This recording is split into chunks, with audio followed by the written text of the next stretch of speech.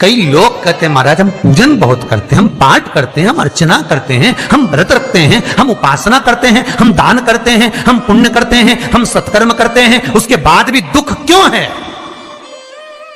हम पूजन तो कर रहे हैं। आपके पेट में दर्द हुआ, मान लो आपके सिर में दर्द हुआ, अब सिर में दर्द हुआ तो आपने गोली तो खाई, एनासिन भी खाई, क्रोसिन भी खाई, डिस्प्रिन भी खाई, कॉम्बिफ्लिन भी खाई, ना जाने कहां की गोलियां खा गए। सिर में दर्द था और 4-5 तरह की गोली खा गए।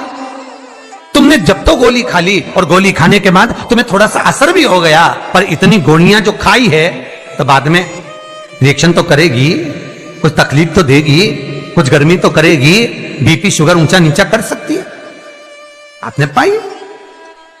उसी तरह मंत्र, माला, पाठ, जप, अनुष्ठान फल कब देते हैं और फल कब नहीं देते, ये शिव महापुराण की उमा संहिता कह रही है। शिव महापुराण का उमा खंड, पार्वती खंड को अच्छे से पढ़िए तो उसमें बताया है, उसमें वर्णन किया है। हम पाठ करने बैठे, इतनी बड़ी पोथी लेके लोग बैठ जाते हैं, पहले राम रक्षा स्तोत्र पढ़ लिए, फिर ये पढ़ लिए, गीता जी का अध्याय पढ़ लिया, ये पढ़ लिया, ये चालीसा, दुर्गा चालीसा, शिव चालीसा, तांडव, ये मंत्र जप लो, वो मंत्र जप लो, फिर कोई महाराज बता गया, वो मंत्र जप लो, फिर कोई महाराज बता गया, वो मंत्र जप लो, ये वाला देवता ला के अलमारी में रख लो। इतनी बड़ी पूजन की अलमारी, बस इतनी बड़ी, ज्यादा से ज्यादा होगी तो इतना बड़ा पूजन का घर, कमरा, उसमें इतना सारा देवता।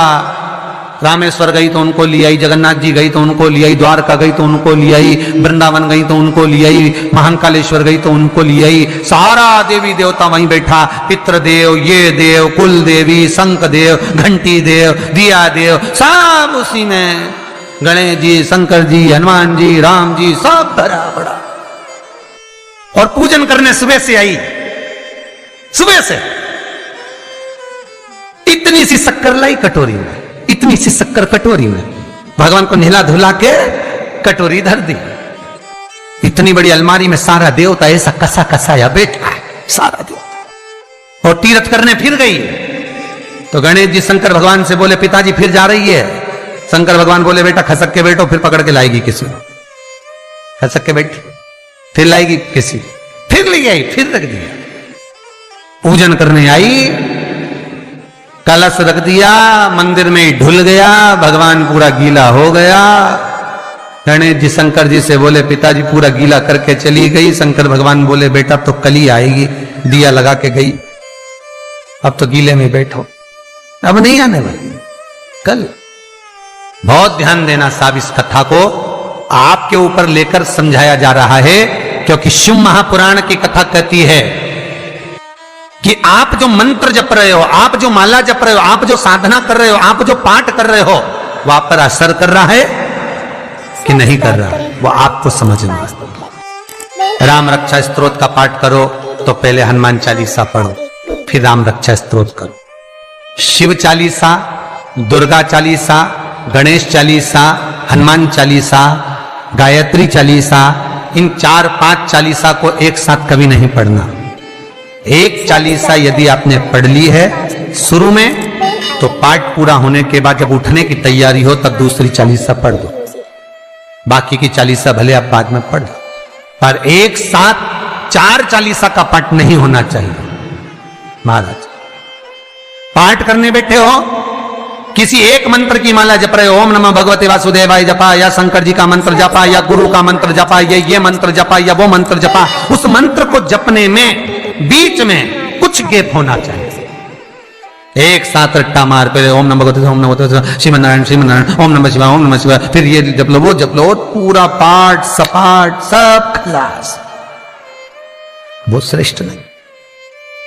कुछ देरी की कोई वस्तु, कोई भोजन आप बनाकर लेकर गए हो, कोई पकवान आप बनाकर लेकर गए हो, कोई फल लेकर गए हो, यदि शिवलिंग पर वो पकवान, वो मिठाई, वो फल टच हो गया तो वो खाने के योग्य नहीं रहता, वो घर पर लेकर मत आना, मंदिर में ही छोड़कर।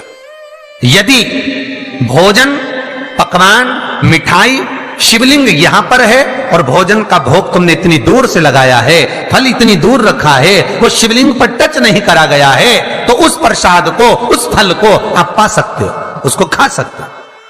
पर जो शिवलिंग पर टच हो गया, फिर वो केवल नंदी, श्रृंगी, भृंगी, प्रेतों का, भूतों का, आहूतों का भाग होता है।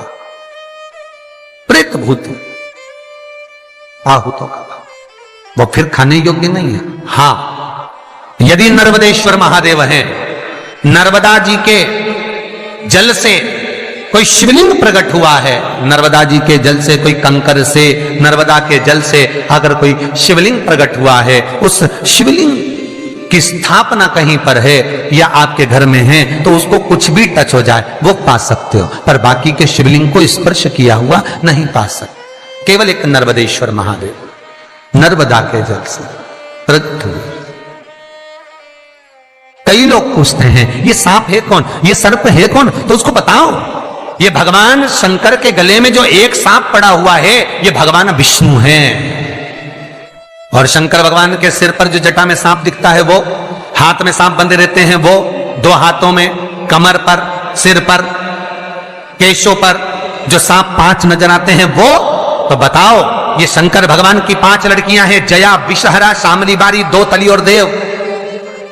ये 5 लड़कियां भगवान शंकर के इर्द गिर्द घूमती हैं, आसपास भ्रमण करती हैं। सभी ये शिव की बेटियां भगवान शंकर के साथ भ्रमण करती हैं।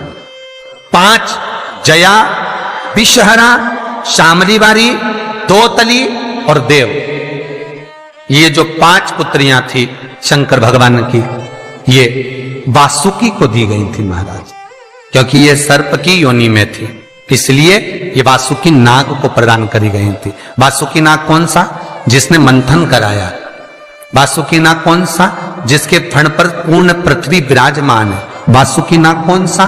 जो निरंतर देवताओं के हित के लिए कार्य करता रहता। एक पान के पत्ते के ऊपर मात्र पान जानते हो, वो खाने वाला जो पान करता है उसका पत्ता, पान के पत्ते के ऊपर नमस्ते, जो श्री चंदन से शिवाय शंकर के नाम